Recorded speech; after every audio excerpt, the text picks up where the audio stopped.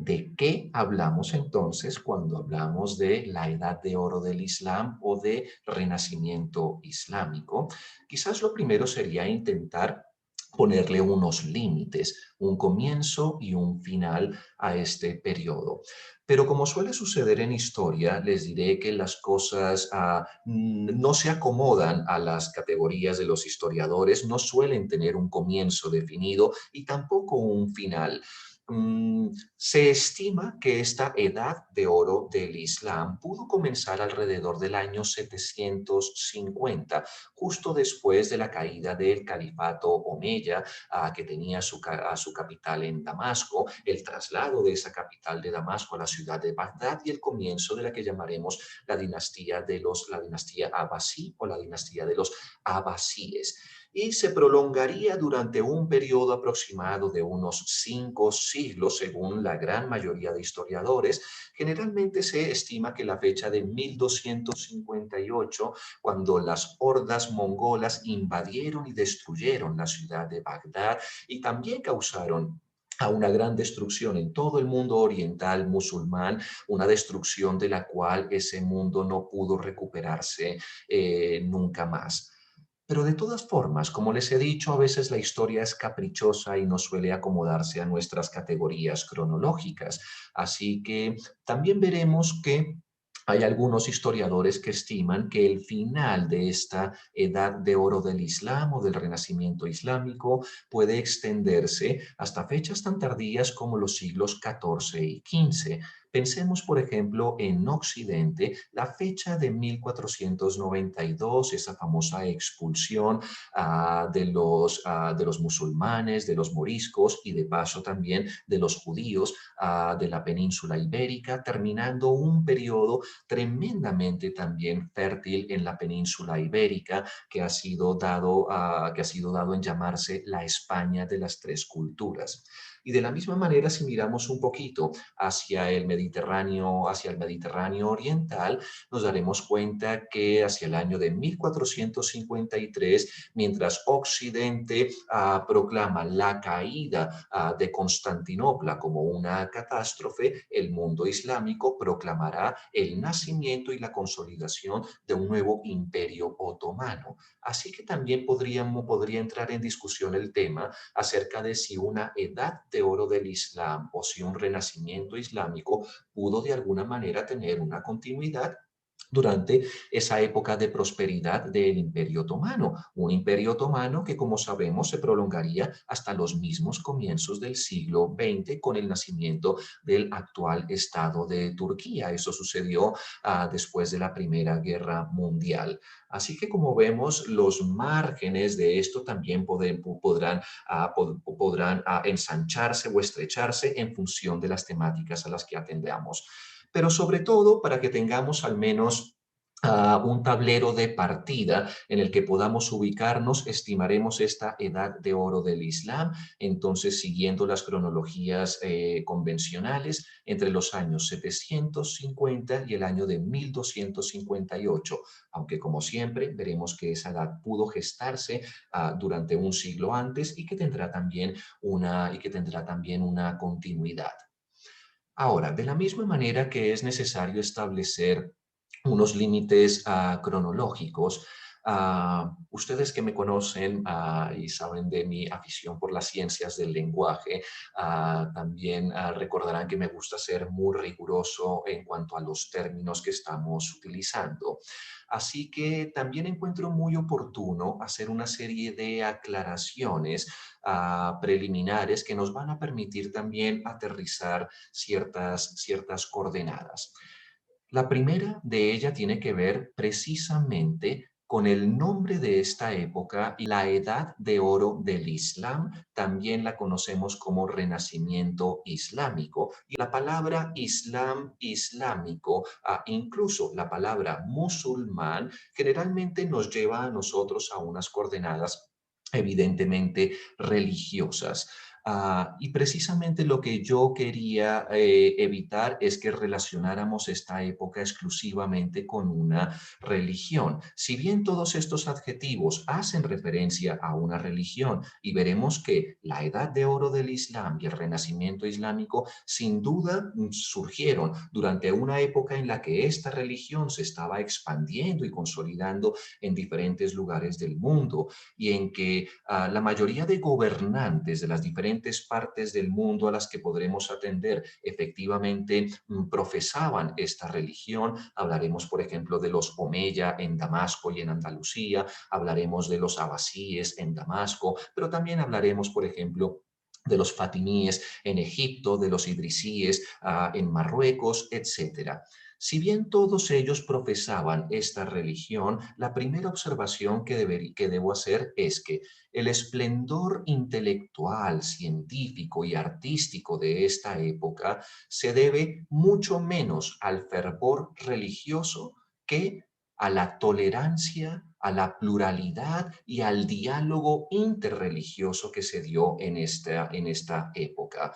Veremos que durante este primer periodo de expansión del Islam, el Islam profesó desde un punto de vista político una gran apertura para el diálogo con otras tradiciones religiosas. Así que si bien esta época se llama la Edad de Oro del Islam, veremos cómo esta Edad de Oro fue posible precisamente gracias al espíritu de apertura, de diálogo y de tolerancia al que se invitaba a participar indistintamente a judíos, a cristianos, a musulmanes, a zoroástricos, a hindúes, incluso a agnósticos y ateos. Veremos que esa gran fertilidad se dio precisamente por la transversalidad que se promocionó en el diálogo interreligioso entre todas estas tradiciones.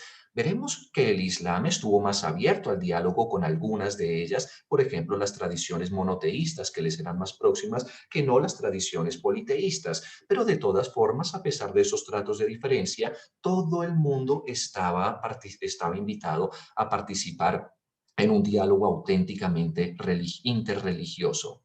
De la misma manera, veremos que, al contrario, cuando esta tolerancia no estuvo vigente, cuando esta tolerancia no se promovió por parte de los gobernantes, empieza la época de declive y empieza la época de decadencia, cuando los extremismos y cuando los fundamentalismos entran en escena y cuando se dejan afuera del cuadro el poder dialogar con los puntos de vista que nos resultan diferentes y contrarios, ahí es donde comienzan los problemas.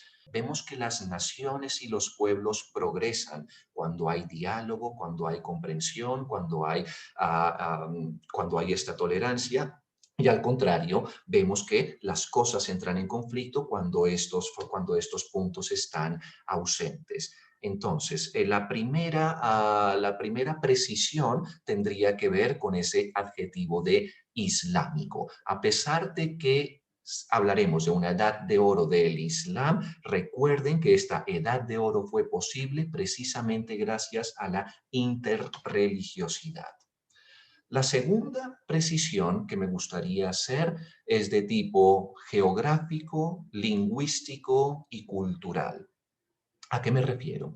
Generalmente cuando nosotros decimos islámico o incluso decimos árabe, relacionamos los orígenes del Islam y los orígenes de la lengua árabe con un lugar en el mundo, un lugar en el mapa, que es esta península arábiga. Y si bien es cierto que el Islam nacerá y se desarrollará primero aquí en la península arábiga y que después, por ejemplo, arraigará con fuerza en otros lugares del mundo que nosotros también tenemos relacionados con lo árabe o lo musulmán, como a los territorios de Oriente Próximo y de Oriente Medio, veremos que durante esta gran época de apogeo, el imperio islámico trascendió de estas fronteras geográficas, extendiéndose por todo el norte de África, llegando hasta las mismas puertas de Europa y de la misma manera hacia Oriente, extendiéndose por todo el continente asiático. Entonces, cuando decimos árabe, veremos que este árabe acogerá al menos enormes territorios que se extenderán desde el Océano Atlántico prácticamente hasta el Océano Índico, abarcando una gran cantidad de territorio. Y dentro de estos territorios, como es natural considerar, también veremos que participará una gran cantidad de lenguas. Si bien la lengua árabe y el idioma árabe se consolidará en esta época como una lengua de alta cultura, eso sucederá gracias a que la lengua árabe también entrará en contacto con otras tradiciones lingüísticas. Entonces, veremos que ese renacimiento islámico no solamente se expresará en lengua árabe, sino que se expresará y será un punto de encuentro también entre todas las lenguas de prácticamente 3 continentes. Estamos hablando de África, estamos hablando de Asia y estamos hablando también de Europa. Eh, de la misma manera, como podemos también ver por los muchos colores de este mapa, hemos de intuir que el renacimiento islámico no fue protagonizado única y exclusivamente por árabes o por musulmanes, y que también hemos de invitar a escena a toda otra cantidad de pueblos, de etnias y de razas diferentes. Con todo esto, ¿qué es lo que quiero decir? Y me gusta mucho este mapa con todos sus colores, porque son estos colores los que nos dan noticia de qué es lo que hizo posible el renacimiento árabe o el renacimiento islámico o la edad de oro del Islam. Fue posible gracias a que el imperio islámico durante este periodo fue un imperio interracial, fue un imperio intercultural, fue un imperio interlingüístico o multilingüístico, fue un imperio incluso, si quieren, intercontinental. Las palabras inter, las palabras multi están allí presentes dándonos noticia de esa gran heterogeneidad del mundo que nos disponemos a conocer a partir de este momento. Así que bueno, hemos hecho una precisión de tipo religioso, una precisión de tipo cultural y de tipo lingüístico. Y la última de las precisiones que me gustaría hacer respecto a este periodo, para que veamos más o menos en qué coordenadas nos movemos, tiene que ver un poco con lo que llamaríamos el factor humano. Ciertamente, la edad de oro del Islam o el renacimiento islámico se produjo de la misma manera que la edad de oro en Grecia o la edad de oro durante el periodo tardo-republicano y del comienzo del Imperio Romano, o de la misma manera que el renacimiento europeo se produjo gracias a la confluencia, a la coincidencia de toda una serie de coyunturas favorables, coyunturas políticas, coyunturas económicas, coyunturas sociales, que hicieron que esa época fuera posible. Y entre esas coyunturas también nos encontraremos con un conjunto de mentes brillantes que sobresalieron y con sus ideas tremendamente originales, valientes, a veces sorprendentes, vendrían a alimentar todo este legado intelectual. ¿Quiénes eran los intelectuales musulmanes? Ya hemos dicho que no eran necesariamente musulmanes, ni necesariamente islámicos. Podían participar de un abanico enorme de religiones, de un abanico enorme de lenguas, de razas y de etnias. Pero sin duda, todos ellos tenían también una cosa en común. La especialización es, para bien o para mal, algo más propio de nuestra modernidad, de nuestra época. El hecho de que los académicos y los eruditos se tiendan cada vez más a especializarse en una sola materia. Para mí eso tiene sus pros, pero también tiene sus grandes contras. De hecho, desde mi propia carrera, Humanidades, de lo que se trata es de rehuir un poco a la especialización y a intentar crear diálogos transversales entre diferentes ámbitos disciplinares. Y lo que nos encontraremos es que esta gran época de esplendor intelectual fue posible gracias a que estos académicos no estaban o no perseguían una especialización en concreto. Podían cultivar muchos ámbitos de conocimiento al mismo tiempo. Si bien la religión podía ser uno de estos ámbitos, se cultivaba con el mismo celo, con el mismo cuidado que a otros ámbitos como las matemáticas, la astronomía, la química, la física, la literatura, las artes, la medicina, etcétera. Es decir, los sabios musulmanes no se limitaban a un solo ámbito del conocimiento, invitaban todo aquello que se pudiera conocer y acrecentar el conocimiento estaba también contemplado. Se trata de auténticos, a nosotros en Occidente nos gusta usar la palabra polímata. Un polímata es aquel erudito que nos rehúye a cultivar diferentes ámbitos del conocimiento, porque solo con este diálogo y con esta transversalidad se pueden realmente lograr revisiones que sean interesantes. Occidente también ha acuñado, curiosamente, el término para referirse a los polímatas de hombre del Renacimiento, ¿verdad? Hablamos, no sé, figuras como León Battista Alberti, figuras como el gran Leonardo da Vinci, decimos que eran hombres del Renacimiento porque tenían esta gran curiosidad y amplitud de saberes.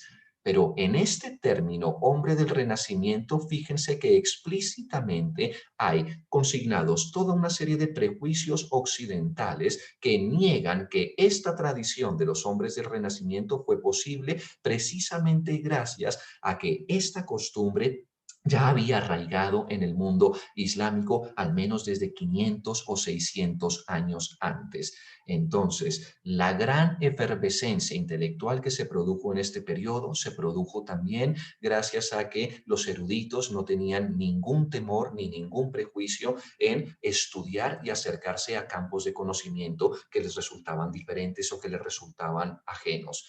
Esto será la multidisciplinariedad o lo que llamamos también transversalidad. Fíjense de las palabras que hemos nombrado hasta ahora: interreligiosidad, internacionalidad, multiculturalidad, transversalidad. Son todo términos que nos invitan a contemplar, bueno, esta gran heterogeneidad, esta gran diversidad, este enorme colorido de las cosas que nos disponemos a ver. Y es un enorme colorido que también vamos a ver propiamente representado en esas manifestaciones artísticas del mundo islámico, porque cuando hablamos de un tema, ese tema veremos que rara vez se puede desligar de los otros. Bien, hasta aquí las precisiones respecto a los equívocos a los que podría dar origen el nombre de Edad de Oro del Islam o Renacimiento Islámico.